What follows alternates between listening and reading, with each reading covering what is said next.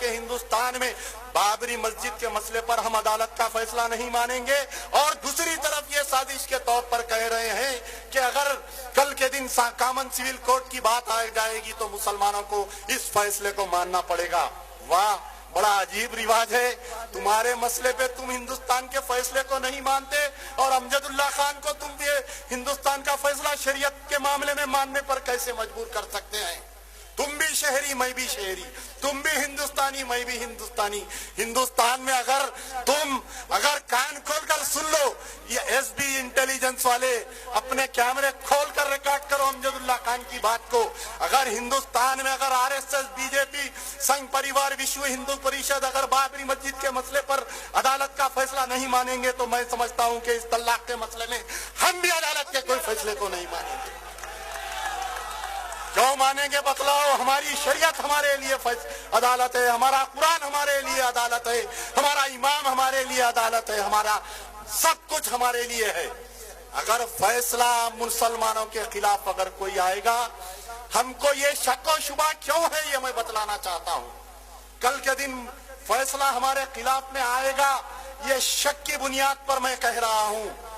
لا commission کو ہندوستان کی government نے لا کمیشن کو یہ پوچھا ہے کہ رائے اما بنائیے، رائے لو نہیں کہا۔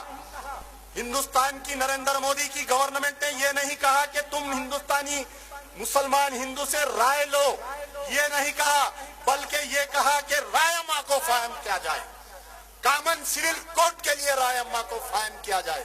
یہ جملہ ہے لا کمیشن کا۔ آپ جو لا کمیشن کے چیئرمین ہیں doctor justice B S Chauhan کا ویب سائٹ نکال کر دیکھو آپ لوگ، اس کے اندر 16 سوال لکھے گئے ہیں اور واضح طور پر ویب سائٹ پہ یہ گرین انک میں اور ریڈ انک میں لکھ دیا گیا ہے کہ formation of common civil code, uniform civil code کے لیے 16 سوالات دیے گئے ہیں۔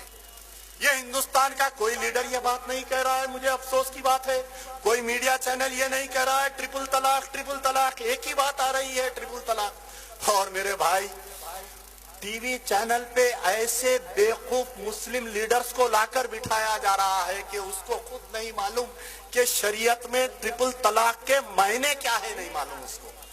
ایک کو ٹوپی پہنا کر لا کر بٹھا دے رہے ہیں، یہ بھی ایک سازش ہے۔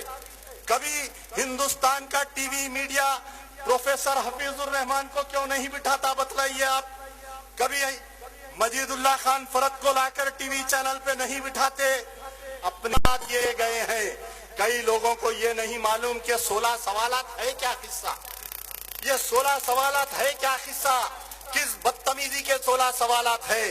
اس کے اندر جو 16 سوالات ہیں، اس میں پہلا سوال یہ ہے کہ are you aware that Article 44 of the Constitution of India provides that the state shall endeavor to secure for the citizens of uniform civil code throughout the territory of India۔ واہ لا کمیشن، واہ، یہ لا commission نہیں، یہ are S S کا commission دکھ رہا ہے۔ یہ پہلے سوال میں کلین بولڈ کیا ہوا؟ پہلے سوال کہ اس میں یہ بول رہا کہ are you aware that Article 44 کہ آرٹیکل 44 اگر شہری کے تحفظ کے بارے میں کر رہا ہے یہ بات، تو آرٹیکل 44 جب دادری میں اخلاق کے گھر میں گھس کر جب 100-150 کا مجمع ایک نہتے ضعیف کو کچل کر مار رہا تھا، یہ آرٹیکل 44 اس کو نہیں گیا بچانے۔ جب میری بہن عشرت جہاں کو انکاؤنٹر کر دیا گیا، یہ آرٹیکل 44 نہیں گیا بچانے۔ ارے جس وقت گجرات میں عشرت جہاں جعفری کے گھر میں گھس کر، جو کانگریس کے ممبر آف پارلیمنٹ سابقہ تھے، ان کے گھر میں گھس کر، احسن جعفری کے گھر میں گھس کر جب ایک نہتے ضعیف کو مار رہے تھے، یہ آرٹیکل 44 کہاں گیا لا کمیشن؟ میرا سوال تم سے ہے، یہ لڑائی اب کوئی عدالت کی لڑائی نہیں رہی، یہ مسلمانوں کے تحفظ کی لڑائی ہے۔ یہ لڑائی یاقوت پورے کی اس گلی سے لے کر ایوان پارلیمنٹ تک، لال قلعے تک جائے گی یہ لڑائی۔ مجلس بچاؤ تحریک خاموش نہیں بیٹھے گی۔ تو پہلا سوال کیسا ذلیل سوال ہے دیکھیے۔ اب اس کے اندر دوسرا سوال، the various religious dominations are governed by personal laws and customary practices in India on the matter of family laws. Should the UCC include all or some of these subjects? यानी इन्हें ये पूछ रहा, कई लोगों को नहीं मालूम, ये हम जलसे ऐसे और करेंगे, लोगों को मालूम होना चाहिए कि आखिर ये मसला चल रहा क्या। अरे अदालत गवर्नमेंट से क्या पूछ रही है, ट्रिपल तलाक के मसले पर बोलो तुम, लेकिन लॉ कमीशन क्या राय मा कायम कर रहा कि कॉमन सिविल कोड एक तलाक के मसले पर एक फैमिली के केस के बारे में पूछ रही, और इन्हें हमारे पूरे माशरे को बिगाड़ने की बात कर रहा है लॉ कमीशन। ऐसे तकरीबन एक और एक सवाल, Do you agree that the existing personal laws and customary practices need codification and would benefit the people? और एक जलील सवाल, इन्हें यह पूछ रहा कि ये जो अलग अलग कानून है, हिंदू मरा तो उसका अलग कानून, मुस्लिम, अब जैसा कोई अगर मुसलमान में मरता है तो उसकी जायदाद जो है उसके बेटे और बेटियों में एक फतवे के हिसाब से 4 आने बेटियों को 12 आने बेटों को कुछ उनकी अहलिया को मिलता। हिंदू एक्ट में ऐसा नहीं है, बेटियों को हक नहीं मिलता, बीवी को हक नहीं मिलता। और आज ही ये मुसलमानों क्या ये तलाक की बात क्यों आई, कौन शादी करे, धर्मेंद्र इस्लाम कबूल करके शादी करा, जब ये मीडिया चैनल नहीं बोला जितने फिल्म एक्टर्स हिंदू है ये सब शादियां करे, जब कोई मीडिया चैनल नहीं बोला। अरे सवाल क्या है सुप्रीम कोर्ट का, ये पूछ रहा हूं मैं नरेंद्र मोदी की गवर्नमेंट से और लॉ कमीशन से। सवाल सिर्फ ट्रिपल तलाक का है और यहाँ पर बात को कॉमन सिविल कोड की ऐसे 16 सवालात। तो पूरे बड़े बड़े लोग बैठे दिल्ली में बैठकर फैसला किए।